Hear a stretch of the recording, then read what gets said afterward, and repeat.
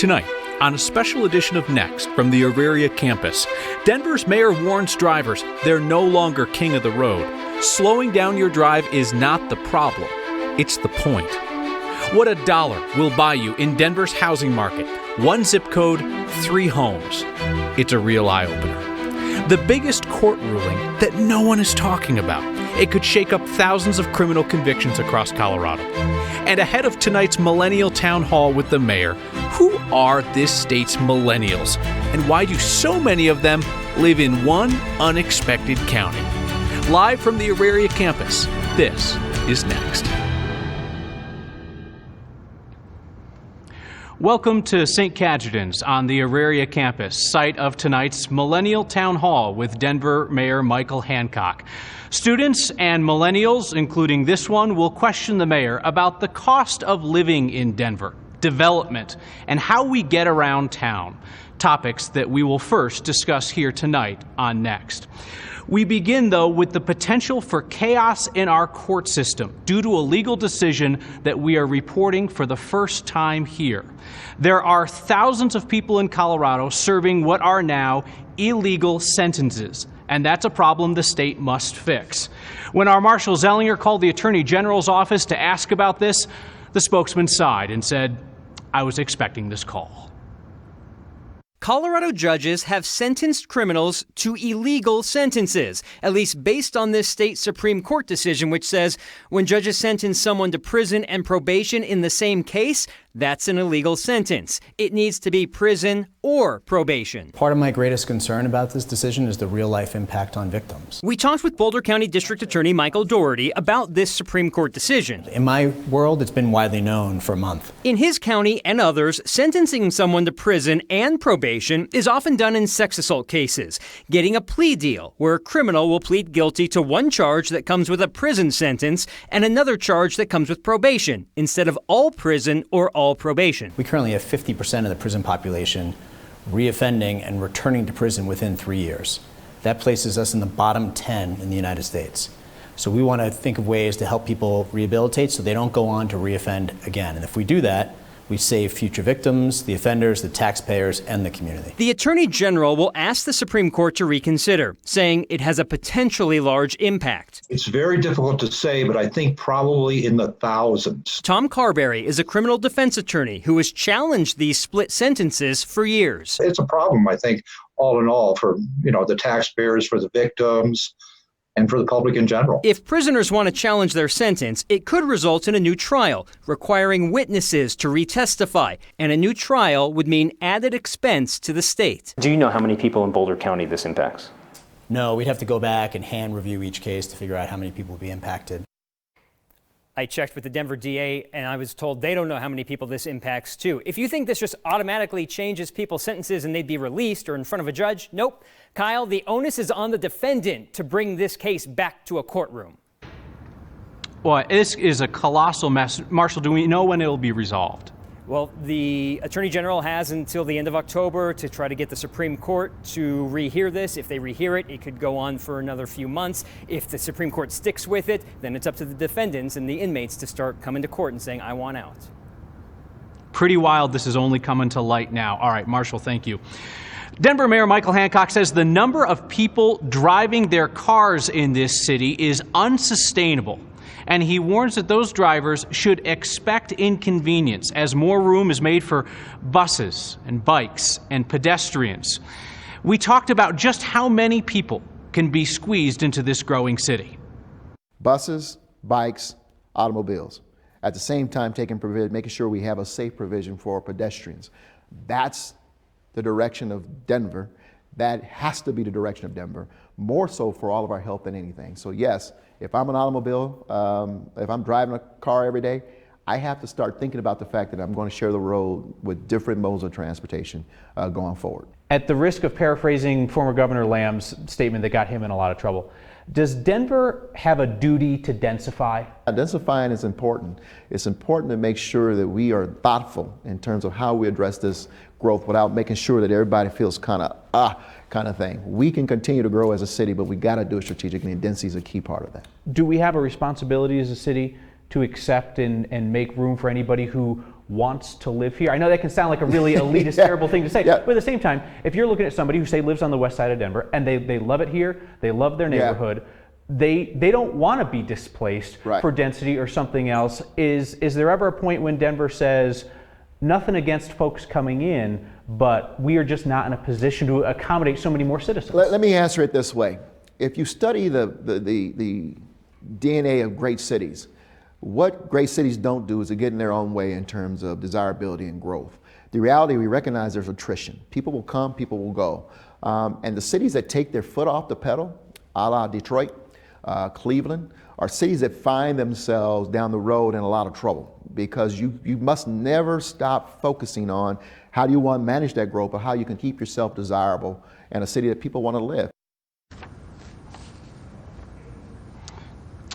Our full unedited interview with Mayor Hancock is on the next YouTube channel. There we talk about public safety reform as well as Denver's rising homicide rate. And we also discuss the outspoken new city councilwoman, Candy Citabacca. After I called her the most interesting voice in Denver politics today, Mayor Hancock said she's just trying to be disruptive. There is a difference between being unreliable and being unhelpful. Allow me to explain using RTD as our example. So RTD these days is unreliable. It admits as much. It is canceling bus routes and light rail trips, sometimes on short notice, because of its driver shortage. It would be an upgrade for RTD to move to unhelpful if you simply knew that due to their service cuts, they would not be able to get you to work at the time they used to. So today, Auraria Roy looks at RTD's attempt to move from unreliable to unhelpful. There is nothing like a morning routine being derailed by RTD. It's a very difficult situation, and we know that. So do their riders, roughly 15 times this morning when trip after trip was canceled. Even one or two light rail operators calling in sick impact several trips throughout the day. RTD's strategy is to be upfront. They know people's confidence is slipping away. So tonight they will be talking to board members about cutting back on services. We believe that people would rather just know what to expect and then plan their day accordingly. And that would provide more confidence. They're talking about cutting back after RTD expanded their services by 20% in the last 6 years. But a good economy meant fewer people were looking for a job, and RTD fell behind in keeping up with the demand. Getting back on track is possible as long as they are willing to give them a better package. What economics professor Kishore Kulkarni with MSU Denver said would also work is more money, because the competition is fierce. Other industries like construction, restaurants, technicians for doctors are dealing with the same problem. I think that's what will happen basically. The wages will go up, and in a way they have to go up. RTD says they're trying that within their own parameters. The latest collective bargaining agreement that we have with the union, it actually has salary increases every year. Drivers can start at $20 an hour, paid extra overtime for split shifts and working a mandated 6th day, but it still hasn't solved the problem. So now they're looking at ways they can train more people at once while also talking about scaling back. It's hard to say what temporary means. We don't know how many months that could be. So the obvious question, what routes are going to be affected by this? Well, Pauletta with RTD, who you just heard from, said she doesn't even know. Their service planners are still working on all of it. Today's meeting with the board members is more of a big picture of how bad this situation is, Kyle. Anusha, RTD's elected board members are the boss of everybody at that agency. Are they able to get straight answers on what significant service cuts mean? We talked to one of the board members today. She said she also doesn't know the details, but that the RTD staff has been asking for one-on-one meetings in person. She was told there's going to be some big, significant changes coming to the services, but that is as much as she could tell us today. All right, Anusha Roy, thank you very much. One of the concerns that I know students are going to raise at tonight's Millennial Town Hall with Denver Mayor Michael Hancock is how in the world they will be able to live in this city, buy a house in this unaffordable place. Today, our Lori Lizarraga went to one zip code on the east side of town to figure out what the median home price will get you, what you can get for double that, or for half the median. When it comes to home buying, how far will your dollar go in Denver? Built in 1963, freshly renovated in 2016. brand new kitchen, brand new hardwoods, brand new carpet. Paint. I had no clue, so I recruited someone who does. I have been in the industry for 25 years this June. Longtime realtor and broker owner Matt Leprino. The median price in Denver is right at about $490,000 right now. Almost $500,000. It's a lot of money, but what does it look like in property form? 3 homes between 0 and 200 there, yeah. Matt knows exactly where to send us to show us just how far a Denver dollar will go. All 3 houses I'm giving you are in the same zip code. 3 different homes, all in 80220 East Denver. Starting with the median, a 70-year-old home, 2 bedrooms, 1 bath, quiet street, $487,500. A starter home, about 4 minutes away. A $1 million home looks something like this. 4 bedrooms, 2 baths, lots of upgrades, on a corner lot in the Crestmore Park neighborhood. $1.1 million. And a little further down the street, your steal. 1 bedroom, 1 bath, just under $200,000. All in 80220. For Next, I'm Lori Lizarraga.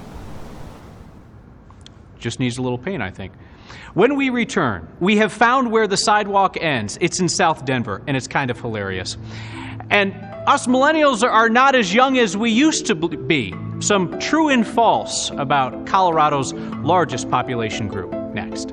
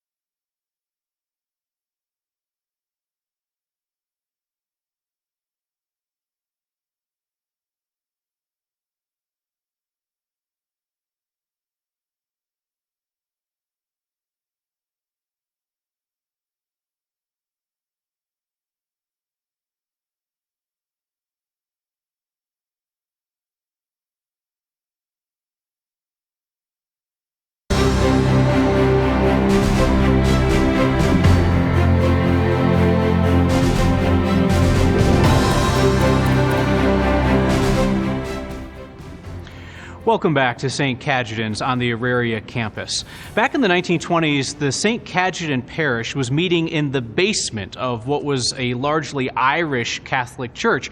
And then a parishioner upstairs, John K. Mullen, namesake of Mullen High School, offered them this land for their own church building. And here they worshiped until the 1970s when the controversial urban development project reshaped this neighborhood. and the St. Cajetan's Parish moved to the southwest side of town. Tonight, St. Cajetan's hosts a conversation between millennials and students and Denver Mayor Michael Hancock. I say millennials and students because so many of the students on this campus are not millennials. They're Gen Z, so we can't just use millennial as slang for young people anymore. So who are Colorado's millennials? Millennials are the largest generation in Colorado. Same is true for the U.S. as a whole. We're talking about anybody born between 1981 and 1996, so 23 to 38 years old. Millennials made up more than half of everyone who moved into the Denver metro area in 2014, and they're doing their own thing. 38% of entrepreneurs in the metro area are millennials. Business Insider says the median millennial income in Colorado in 2018 was $40,000. It's held back from the state average by service industry jobs and their relatively young careers. Colorado's millennial population is not as diverse as that in other parts of the U.S., but it is slightly more ethnically diverse than Colorado as a whole. And finally, can you guess the 3 Colorado counties with the largest percentage of millennials? Not Boulder. Denver. That's right. They moved to Denver for work, school, just have fun. Same reason that they had for Summit County. That's not why Crowley County also makes the top 3 counties for percentage of millennials. That's because of the prisons.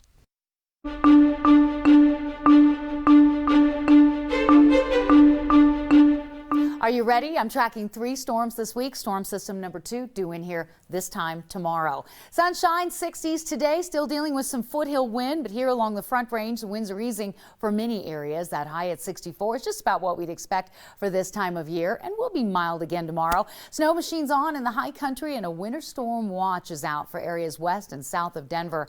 Denver looking at about 1 to 3 inches of snow, but the foothill areas, as the storm progresses from the northwest, could bring 6 to 12 inches of snow above 7,000 feet. Tonight, the snow will wind down in the mountains. We're dry along the Front Range. We start off mostly sunny tomorrow. We go increasing clouds midday, afternoon rain showers. The snow begins tomorrow evening through Thursday morning. You'll need some extra time for that morning drive. Partly cloudy, 37 this evening. Tomorrow, 55 with sunshine, rain and snow tomorrow night. 1 to 3 inches of snow Thursday morning and then clearing. Beautiful Friday, warm Saturday, and another round of cold and snow for Sunday into Monday. Thank you, Kathy. It's a sign that someone has a dim view of your intelligence, because I'm pretty sure you could navigate this streetscape without the sidewalk closed sign. Also, it would seem the sidewalk is not so much closed as it is non-existent. David Silverman spotted this on South Oneida Way, just off Hamden by Southmore Park. Denver's rapid development is reshaping neighborhoods, but it's doing the same to this college campus, where there's been a flock of cranes in the sky for years. That's next.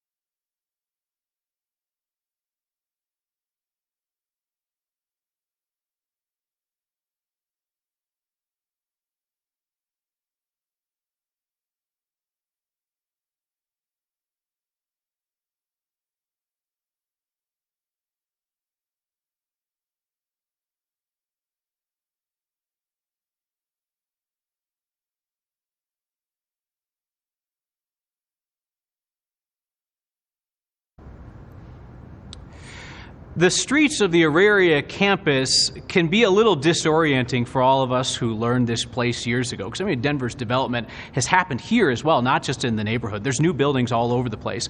Students get a 2 or a 4 year snapshot of what's going on. Professors get a front seat for the long view. Hi, I'm Dr. Sean Worthy. Hi, I'm Amelia. I've been a professor here for like 26 years. It's been a while. How about you? I am a senior right now at Metro. I transferred here from Colorado Mountain College. So yeah, I've been here for 3 years now. So has anything changed since you started at Metro 3 years ago? I think all of the schools have grown in size. I think we were just talking about how it's hard to meet somebody that's actually from here sometimes. Okay. Like you talk to a student and one of the first questions like, where are you from? Because everyone has moved here recently. So recently we've become an HSI, right? And that means that 25% or more of our students are Latinx or Latino, Latina. How does that impact you as a student? What have you observed about that? Having more diverse population just allows me as a student to have those connections with other people. So I wouldn't want to be sitting in class with everyone who came from the same place as me and looks like me. I think it adds a lot of value to our campus. So sometimes change is good and sometimes change is bad. For example, just getting bigger is not necessarily good. It helps with tuition, but we want to get bigger and have the faculty and the programs that students need. When it gets too big, I mean, then the classes get bigger and you lose that personal small school feel that I know I'm attracted to and probably a lot of other students at Metro really like. We don't want to ever get away from providing that kind of education and that kind of personal relationship. It's too big. Exactly.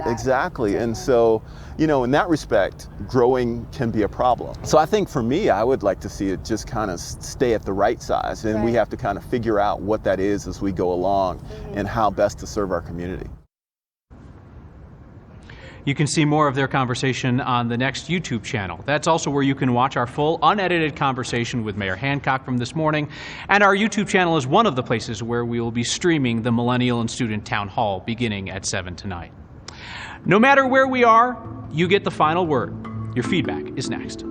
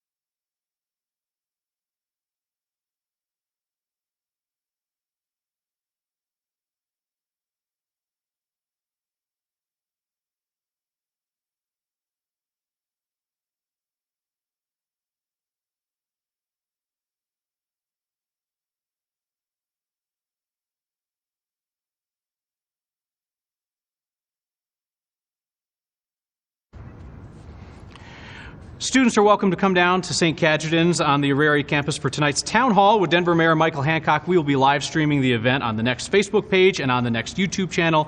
That begins at 7 o'clock. We finish as always with your feedback. And Jay writes in to say, does Mayor Hancock define what he means by a great city? That phrase that echoes back to Mayor Pena. Good question, Jay. I'll hold on to this for tonight's town hall. Olivia says St. Cajetan was our family parish. My dad painted the interior. I get teary-eyed thinking about the old neighborhood. It's a beautiful place to live. Your dad did a great job. We'll see everybody next time.